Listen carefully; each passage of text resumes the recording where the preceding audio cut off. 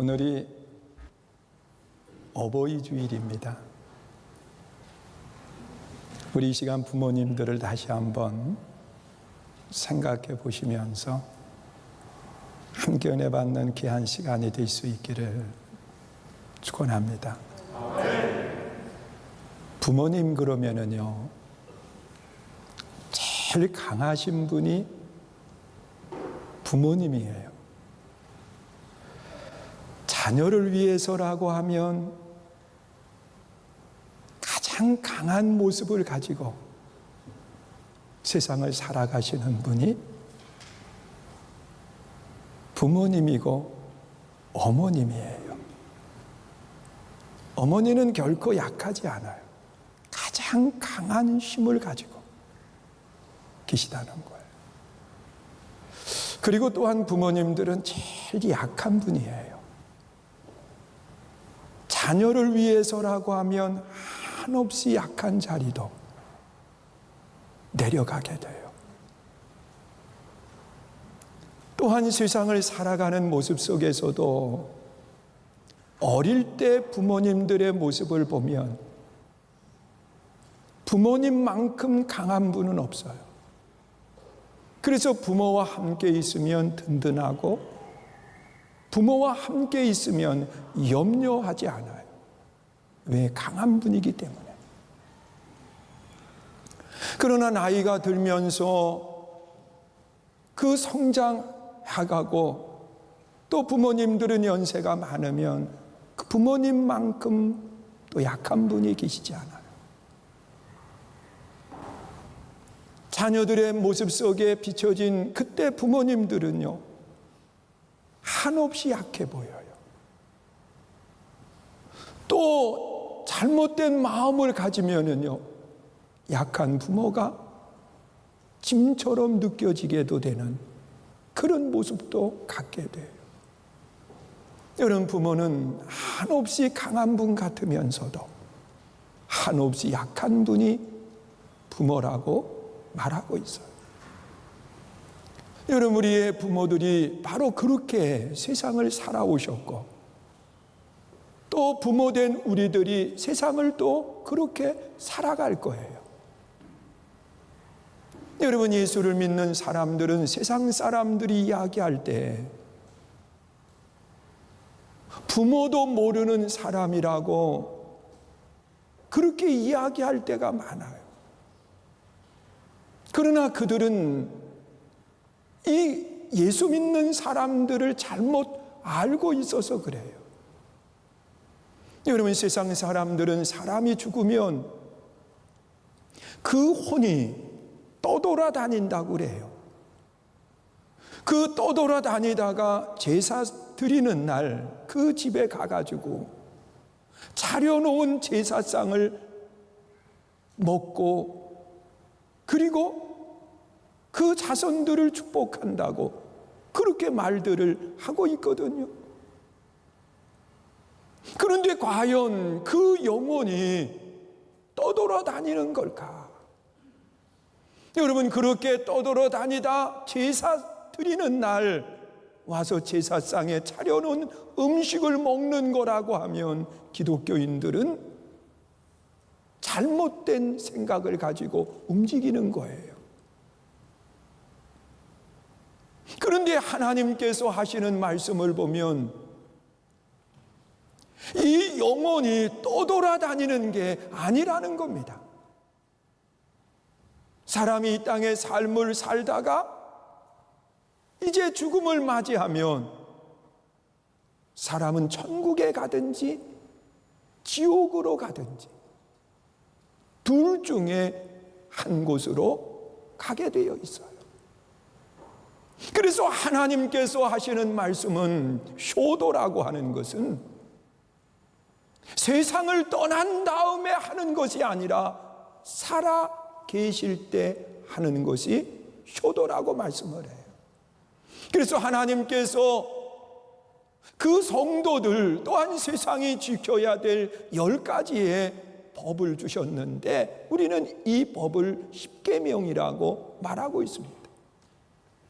그 십계명을 크게 둘로 구분을 하는데 하나는 하나님과 나와의 관계 속에 지켜져야 되는 법을 이야기하고 있어. 하나님과 나와의 관계 속에 지켜지는 법을 네 가지로 이야기하는데 그 첫 번째가 뭐냐? 유일신 신앙이에요. 나 외에 다른 신을 두지 말라는 거예요. 하나님은 하나님과 우리와의 관계 속에 가장 먼저 지켜져야 될 법을 말하고 있어요. 그러나 사람과 사람과의 관계 속에 지켜져야 되는 법을 5번서부터 10번까지 이야기를 하고 있습니다. 5계명서부터 10계명은 사람과 사람과의 관계 속에 지켜지는 법이에요. 그런데 그 사람과의 관계 속에 지켜져야 되는 첫 번째 법은 뭐냐? 효도에 대한 부분을 이야기하고 있어요.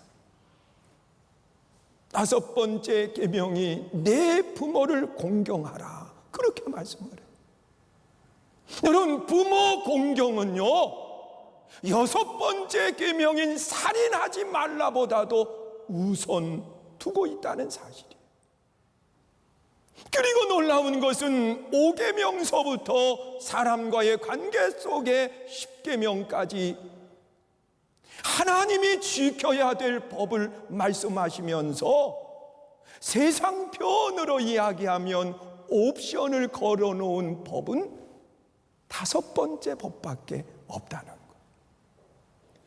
내 부모를 공경하라. 그러면 내가 땅에서 잘 되고 내 생명이 길다고 그렇게 말씀을 하고 있어요.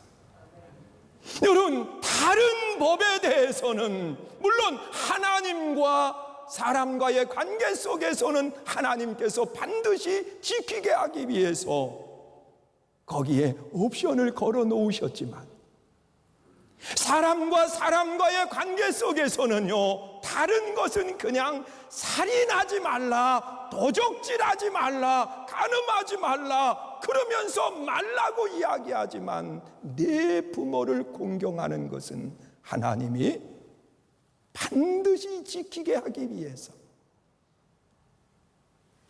땅에서 잘 되는 비결이 부모 공경이라는 것, 장수의 비결이 부모 공경이라는 것.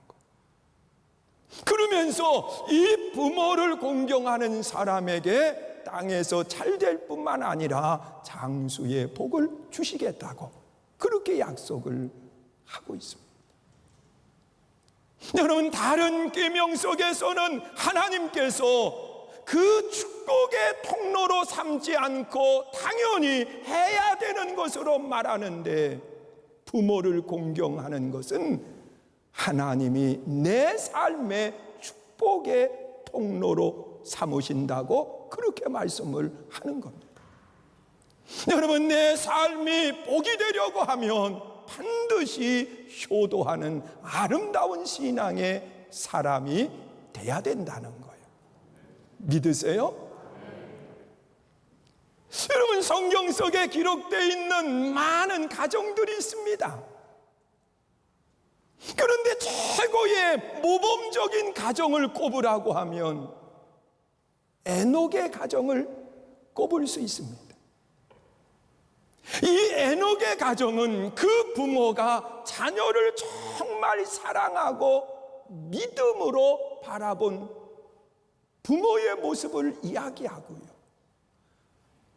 또 이 자녀는요 부모를 존귀히 여기고 그리고 높이는 공경할 줄 아는 아름다운 자녀의 삶을 살아간 그 모습을 보여주고 있습니다.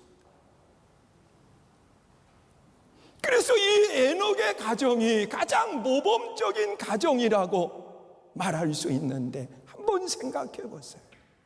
65세가 된 나이에 아들을 낳았습니다. 그 아들을 낳고 난 뒤에 이름을 지어줘야 되는데, 부모가 이름을 지을 때에 그냥 짓나요? 내 자녀가 앞으로 어떻게 살아갔으면 좋겠다고 하는 그 마음을 가지고 자녀의 이름을 짓게 됩니다. 그런데 이 에녹의 눈 속에 세상의 모습을 바라보니까 세상이 죄악으로 가득 차 있는 거예요. 그래서 이대로 나아가면 반드시 하나님의 심판이 이 땅에 임하게 될 텐데, 그래서 그는 자녀의 이름을 지으면서 믿음을 가지고 그의 이름을 무두셀라로 지었습니다. 이 무두셀라라고 하는 이름의 뜻은 내 대에는 하나님의 심판이 없다, 그 뜻을 가지고 있어요. 여러분, 자녀를 바라보면서 세상이 죄악으로 가득 차 있지만 내 대에는 하나님의 심판이 없다. 그러면서 그 자녀를 위해서 끊임없이 기도하고 그리고 그의 이름을 불러줬어요.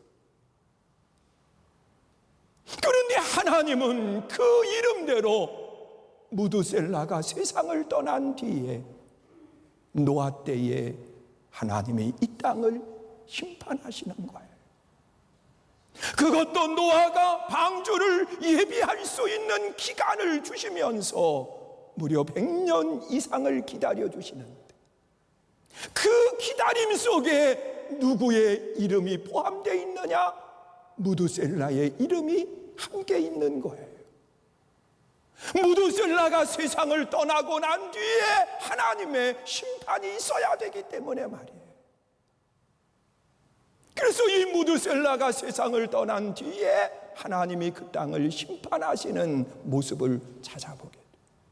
아버지의 믿음의 기도와 믿음의 고백이 자녀에게 있었던 거예요.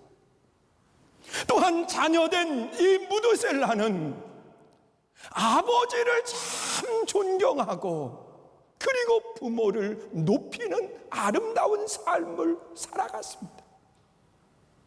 여러분, 성경에 나타나 있는 말씀을 보면 이 창세기 5장 21절로 24절의 말씀은요, 에녹이 자기 삶을 이야기한 것이 아니에요. 여러분, 생각해 보세요. 나는 65세에 무두셀라 아들을 낳았고, 나는 하나님과 300년 동안 동행을 했고, 나는 이 땅에 죽음을 맞지 않고 하나님이 데려가셨다, 그렇게 자기가 자기에게 이야기할 수 있는 사람이 누가 있겠어요? 없어요. 이 말씀은 자녀된 무두셀라가 그 아버지를 보면서 이야기하는 겁니다. 내 아버지는 나를 65세에 낳았고, 내 아버지는 하나님과 300년 동안을 동행하시는 삶을 살았습니다. 그리고 내 아버지는 세상을 떠날 때에 죽음을 맞이하지 않고 하나님이 그를 데려가셨습니다. 여러분, 성경에 기록되어 있는 많은 자녀 가운데 아버지를 이렇게 높이고 부르는 자녀는 아무도 없습니다. 여러분, 이런 무두셀라에게 하나님은 땅에서 잘 되게 하실 뿐만 아니라 성경의 인물 가운데 최고의 장수의 복을 받는 삶이 됐습니다. 그는 969세에 하나님의 부름을 받는 아름다운 모습입니다. 여러분, 부모를 섬길 줄 아는 사람은요, 삶의 복이 될 뿐만 아니라 하나님의 축복의 통로가 되는 아름다운 역사가 일어나는 거예요. 그래서 내 삶이 정말 하나님 앞에 복 있는 삶이 되기를 원하신다고 하면, 여러분, 세상의 삶에 부지런히 움직이는 것보다 더 우선해야 될 것은 뭐냐? 부모를 공경하는 아름다운 삶을 살아가는 겁니다. 그것이 내 삶의 축복의 통로가 된다는 거예요. 여러분, 오늘 우리가 신앙생활을 하면서 하나님 앞에 아름다운 모습을 가지고 생활하는 것 중요하지요. 그러나 사람과의 관계 속에 부모 공경이 없다고 하면 다른 것으로 아무리 잘해도 다 무너질 수밖에 없는 거예요. 여러분, 생각해 보세요. 첫 번 놓아야 될 것을 잘못 놓으면 다 무너지는 거예요. 하나님과의 관계 속에서도 유일신 신앙이 무너지면 안식일을 지키고 뭘 한다 할지라도 다 무너져 버리게 되는 거예요. 사람과의 관계도 마찬가지예요. 나는 도적질도 안 했고 살인도 하지 않았고 다른 사람을 범하지도 않았어. 그러나 부모를 공경하지 않으면 그 모든 것들이 무너지는 그런 결과를 갖게 된다는 겁니다. 오늘 여러분들이 사랑하는 마음을 가지고 부모를 공경할 줄 아는 믿음의 아름다운 삶이 될 수 있기를 주의 이름으로 축원합니다. 여러분, 부모를 공경한다고 하는 것은 좋은 것을 가지고 부모를 대접하는 것, 그것만이 부모를 공경하는 게 아니에요. 부모 공경은 처음부터 끝까지 존경하는 마음을 변하지 않는 것이 부모 공경이에요. 내 부모를 존중해 드릴 수 있는 것, 무드셀라처럼 내 부모를 최고로 높여드릴 수 있는 것, 이것이 효도하는 아름다운 삶의 모습입니다. 여러분, 내가 약할 때에 내 부모는 한없이 강해 보이지만 세월이 지나면서 내가 강해지기 시작을 하면 내 부모는 한없이 약해 보이고, 그리고 죄송한 이야기지만 때로는 짐처럼 느껴지게 될 때도 있다는 겁니다. 여러분, 이것은 존경하는 마음을 잃어버린 삶의 모습입니다. 여러분, 부모는 강하면 부모고 약하면 짐이 되는 게 아니라는 거예요. 여러분, 부모이기 때문에 세월이 지나서 그분이 약해졌어도 부모이기 때문에 우리는 섬길 줄 아는 신앙의 삶이 돼야 되는 거예요. 부모이기 때문에. 여러분, 강한 분도 부모요, 약한 분도 부모예요. 그래서 우리는 부모이기 때문에 섬겨야 되고, 그것이 잘 안 될 때에는 복을 받기 위해서도 섬겨야 돼요. 하나님이 이 땅에서 잘 되게 하시고 장수의 복을 주신다고 말씀하셨으니까 말이에요. 그리고 또한 진정한 효도가 뭘까? 우리 한번 생각해 보세요. 여러분, 내 부모님께 최고로 좋은 것을 드리는 것 물론 중요하지요. 여러분, 어버이날을 보내면서 자녀들이 찾아올 때 그래도 봉투 들고 오면 좋잖아요. 그거 받으면서 흐뭇하잖아요. 저도 자녀가 오면서 봉투 들고 왔는데 우리가 준 봉투가 더 두껍고 무거워요. 그럼에도 마음의 기쁨을 갖는 거예요. 여러분, 우리 한번 생각해 보세요. 많은 것으로 부모를 대하는 거 물론 중요하겠지만은요, 부모에게 더 귀한 걸 드릴 수 있는 그것이 있어요. 그것은 뭐냐? 내 부모님이 예수님을 믿을 수 있도록 돕는 아름다운 신앙의 손길이 돼야 돼요. 여러분, 사람은 다 죽어요. 세상에 어떤 사람도 영원히 살지 못해요. 권력을 가진 사람도, 물질이 많은 사람도 다 죽어요. 어느 사람은 부모를 생각하면서 저기 경기도 어느 곳에 우리나라 처음이라고 이야기해요.